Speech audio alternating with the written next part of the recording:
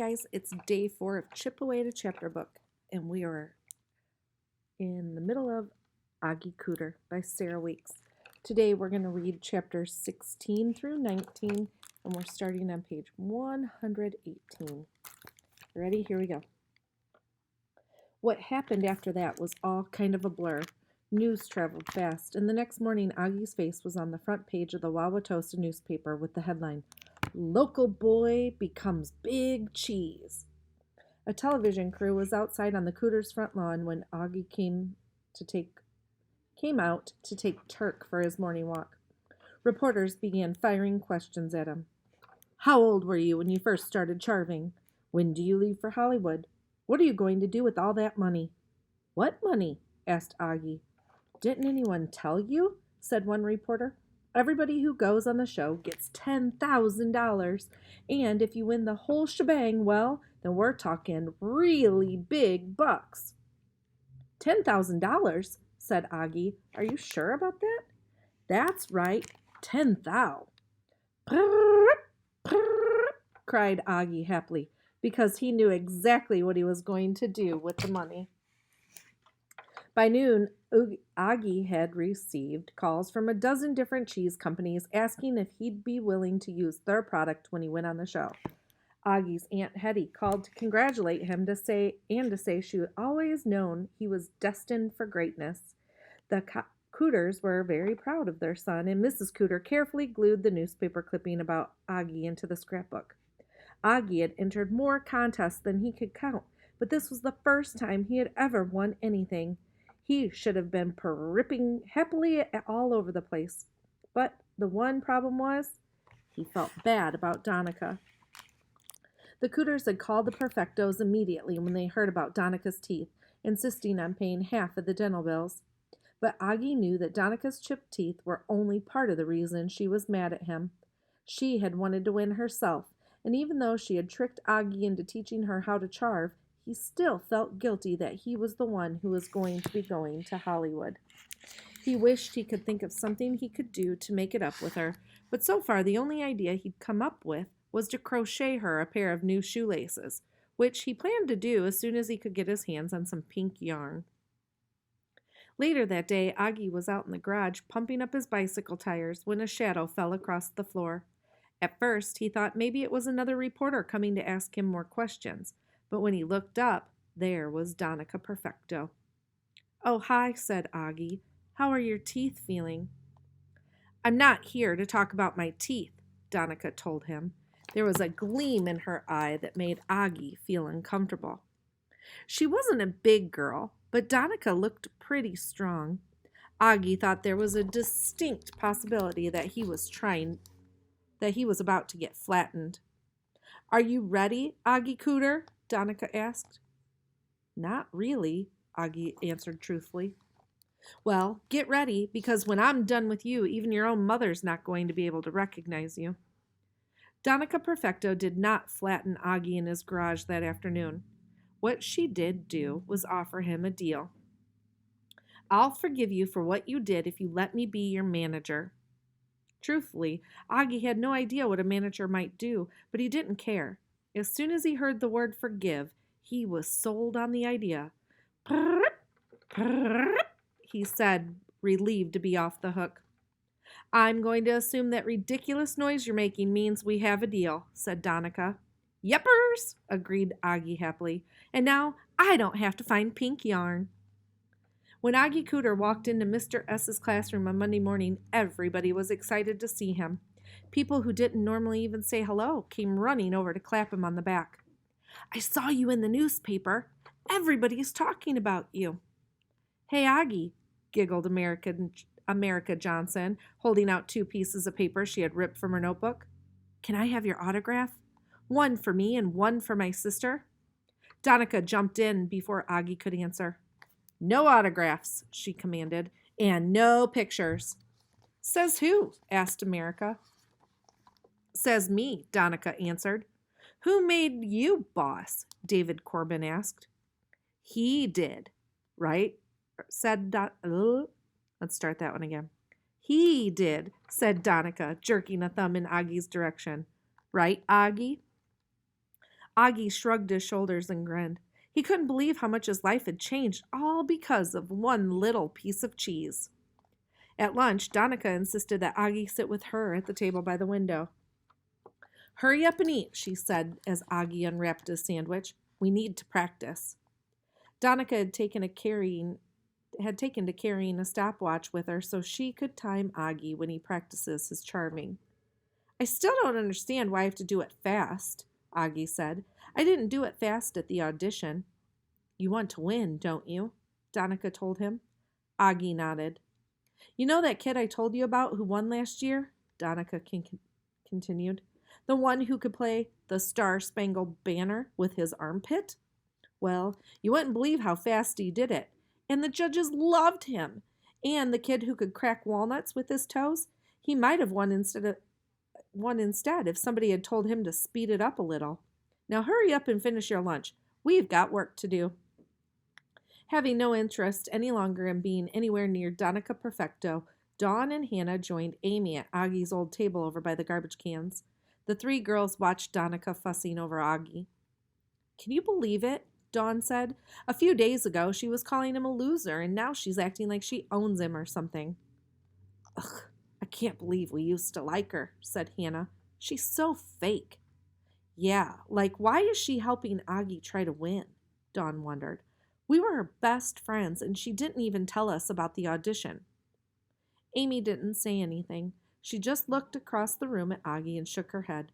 He wasn't the only one having a hard time believing how much that piece of cheese had changed things. 17. "Where are your glasses?" Danica asked Oggie as they walked down the hall to the classroom after lunch.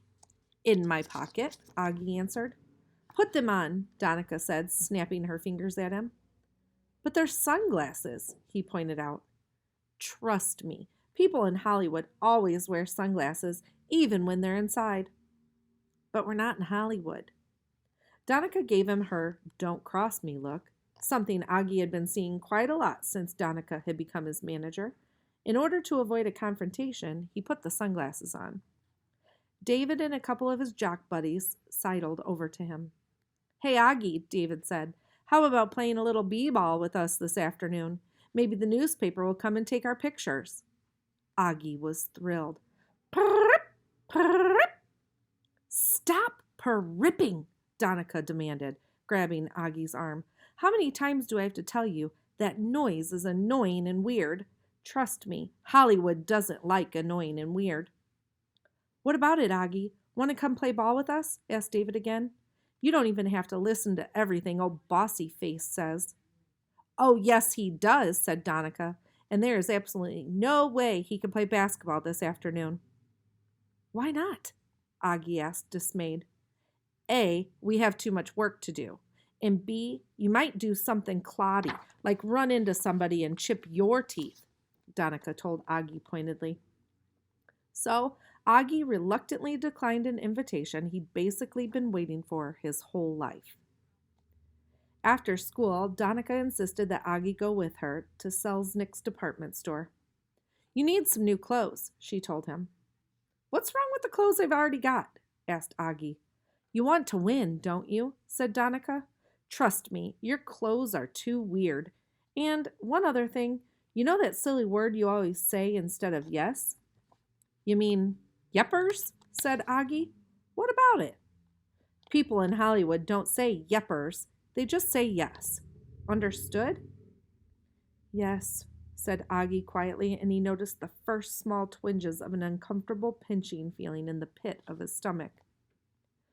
Danica Perfecto's ideas about fashion boiled down to the complete opposite of everything Oggie had ever worn. She picked out a pair of khaki pants and a navy blue polo shirt for him to try on. "I like stripes," Oggie told her, "and checks, too." "No stripes," said Danica, "and absolutely no checks. Put these on and then we'll go look for shoes. You'll need brown ones to go with your pants." "I've got some brown yarn," Oggie told Danica. "Maybe I'll make some laces to go with my new shoes." "You're not going to wear homemade shoelaces on the show," said Danica. "I'm not?" asked Oggie. He couldn't imagine wearing shoes without homemade laces in them. "No," said Danica, "because..."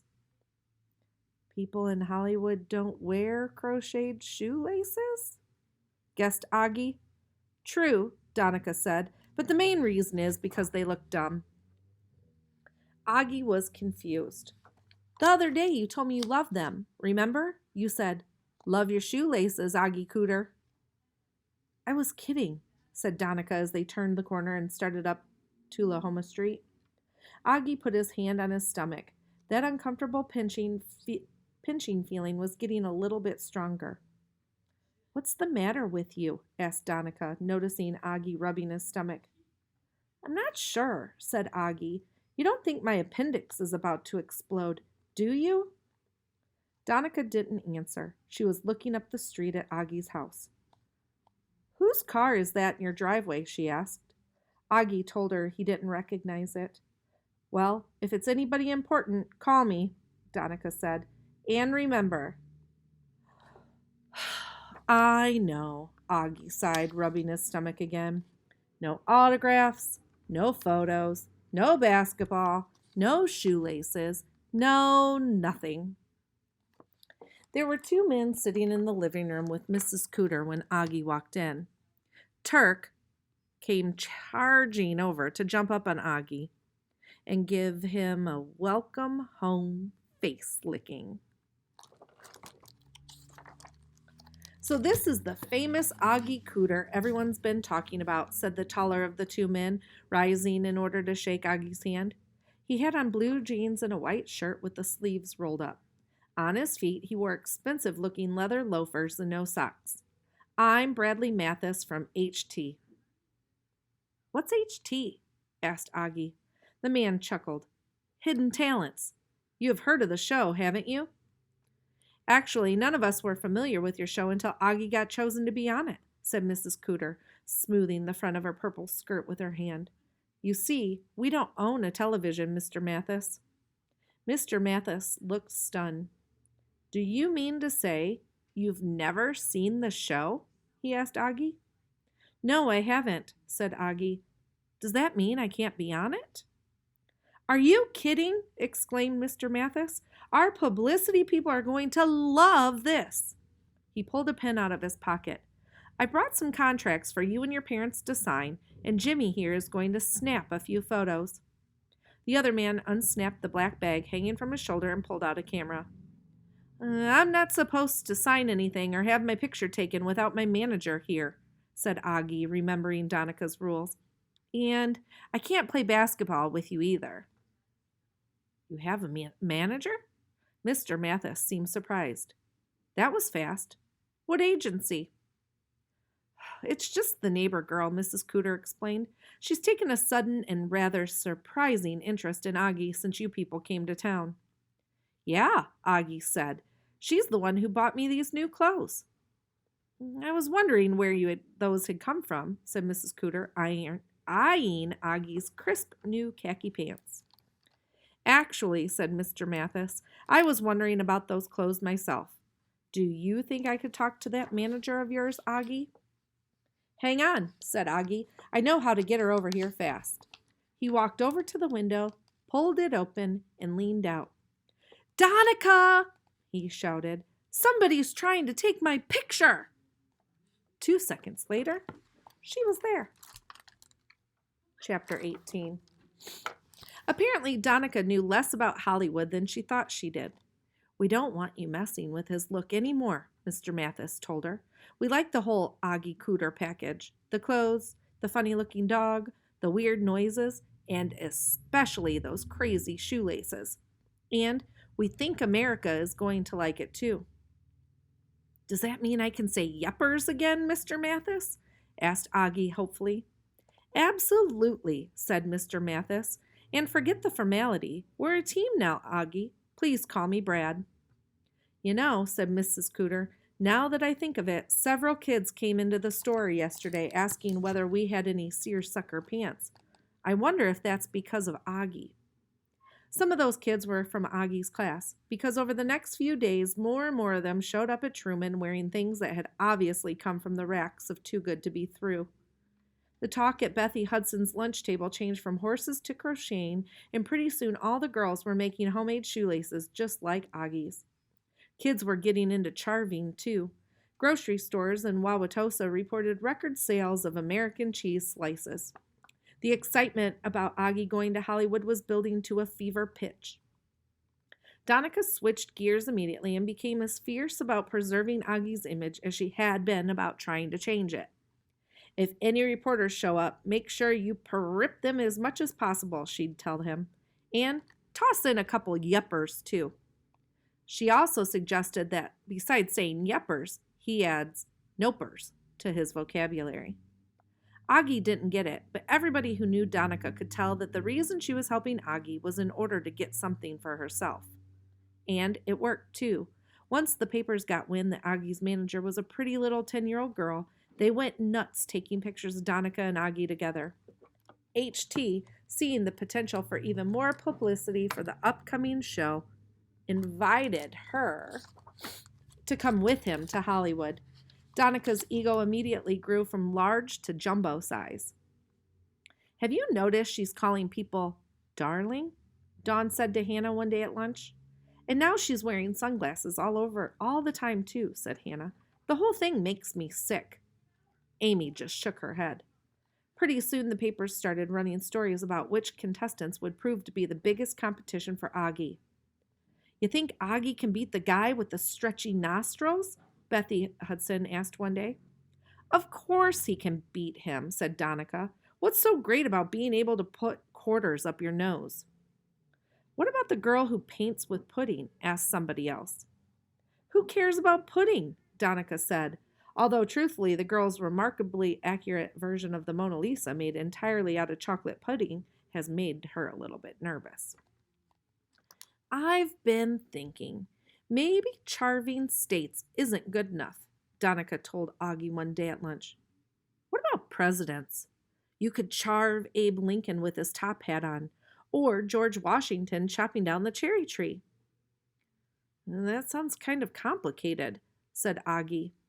"You want to win, don't you?" barked Danica, pulling out her stopwatch. "Come on, Oggie Cooder. Give me George Washington and the cherry tree, and make it good." Oggie sighed and pulled a fresh piece of cheese out of his pocket. Charving sure was a lot less fun than it used to be. On Friday, 2 days before Oggie and Danica were supposed to fly to California to tape the show, Mr. S. asked to see Oggie out in the hall.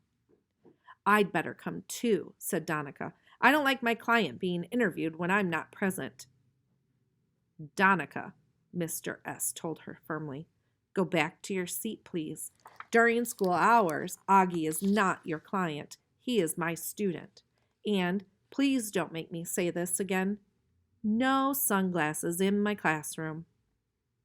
Out in the hall, Mr. S. leaned against the wall and scratched his head. "Is there anything you'd like to talk about, Oggie?" he asked. Oggie thought for a second. "Well," he said, "I have always kind of wondered why you scratch your head so much. When Turk is itchy, it usually means it's time for a flea bath." Mr. S. looked flustered. "I meant about the show," he said. "Are you sure it's not too much? All of this Hollywood hoo-ha?"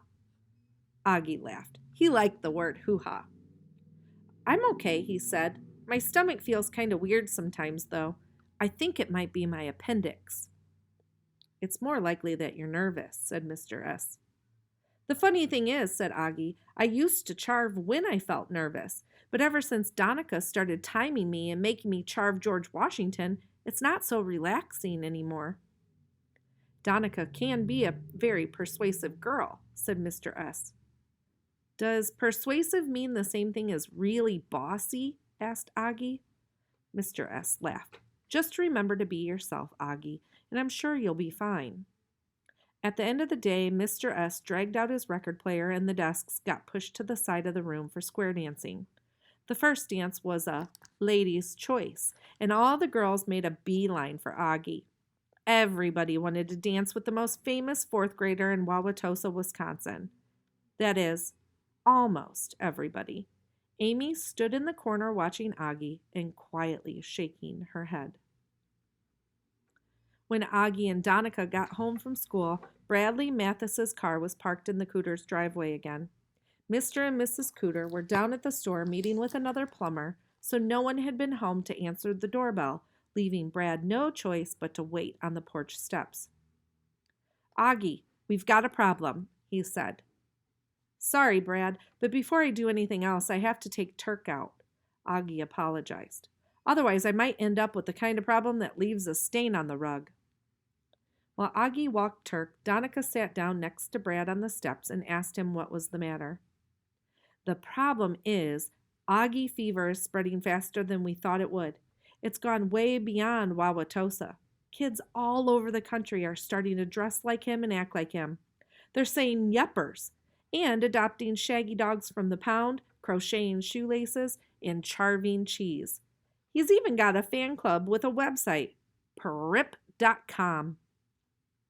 "Isn't that a good thing?" asked Danica, who would have given anything to have a fan club. "You would think so," said Brad, "but the show won't air for another month after taping, and the producers are worried that Oggie Cooder will be old news by that time. People won't care anymore." Danica felt her free ride to Hollywood slipping through her fingers. "There has to be something we can do," she said, quickly jumping up. She pulled her lip gloss out of her pocket and began pacing nervously as she ran it over her lips. Suddenly, she stopped. "I've got it," Danica said excitedly. "It's the exact same thing as the toaster. We have to turn up the dial."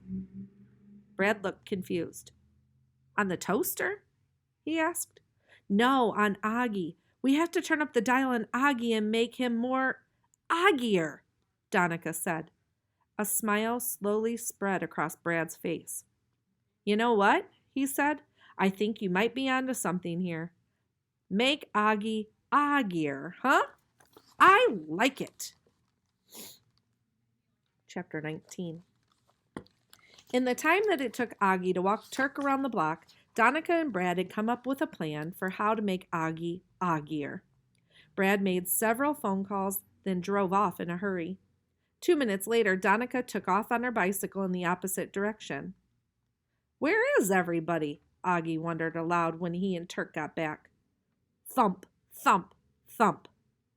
Oggie heard a strange sound outside. "Hey, Oggie!" someone called. Oggie ran to the window and looked out. David Corbin was standing there in the driveway, bouncing his basketball. Thump, thump, thump. "Hi, David," said Oggie as he came outside and stood on the porch. "What's up?" "Well, I just saw old Bossy Face ride off on her bicycle, so I figured maybe this time would be a good time to come over and see if you wanted to play some b-ball." "You mean now?" said Oggie. "With you?" "Sure, why not?" David said. "I can't. I have to practice my charving. Danica says my Ulysses S. Grant looks too much like Santa Claus." "Aw, come on," said David. "The guys are all over at the courts by the school waiting. We really want you to play with us." "But Danica says—" "Who cares what Danica says?" interrupted David. "You can't spend all your time charving, can you? Besides, if you hang around with cheese too much, you might turn into a mouse or something." Oggie laughed. "Well, maybe I could come play for a little while," he said. His whole life, Oggie had always been the last one picked when teams were chosen for sports. But that day on the basketball court, David Corbin won the coin toss, which means he got the first pick. He didn't even hesitate. "I want Oggie." Oggie grinned so hard his face hurt. And during the game, when he dribbled the ball out of bounds or missed a basket, instead of laughing at him and calling him names, the boys gave him pointers. "Step into it when you pass. Bend your knees before you shoot. Take your time, Cooder." Oggie listened to everything they said, and he concentrated on playing basketball just the way he concentrated when he was charving cheese. Finally, it paid off, and he made a basket. In fact, he made 3. "That was really fun," Oggie told the guys as they took turns at the drinking fountain after the game. "Thanks for helping me." "No problem," said David, wiping his mouth with the back of his hand. "It's not every day we get to play with somebody famous like you." Oggie blushed and grinned. Maybe this whole celebrity thing wasn't so bad. After all, he'd never been invited to play basketball before. "Hey, Oggie," said one of the guys, "since you're the pro, how about you give us some charving lessons?" Sure, said Oggie. Over my dead body! Nobody had noticed Danica's arrival. She'd been riding by the school on her way home and noticed Oggie on the basketball court.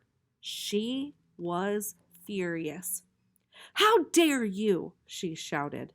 What's the big deal, Danica? Said David. He was just playing a little b-ball, and you know something? He's not half bad. Oggie started to from the compliment, but the look on Danica's face stopped him cold. We're going, Danica said, grabbing Oggie's arm and pulling him off the court. Brad is probably already there waiting with the new cheese. Oggie reluctantly waved goodbye to the guys. Danica got back on her bike and told Oggie to run alongside her. How come Brad went to get more cheese? Oggie asked, doing his best to keep up with Danica. I told you, my mom bought a whole bunch yesterday. That cheese is no good anymore, said Danica. We have to go bigger. Bigger? Said Oggie. He winced as his stomach pinched. Danica hit a bump in the road and put her hand out to steady the small cardboard box sitting in the basket attached to her handlebars. What's in there? Oggie asked. That's for me to know and you to find out, Danica answered mysteriously. Brad was waiting on the steps when Oggie and Danica arrived back at the Cooder's house. Did you get the cheese? Danica asked him. Brad nodded. It's in the trunk. How about you? Did you find what you were looking for? Danica carefully lifted the box out of her bike basket. It's perfect, she said. Wait till you see. Oggie opened the front door and let them in. Danica carried the box inside and set it down on the floor. Oggie wasn't sure, but he thought he saw it move.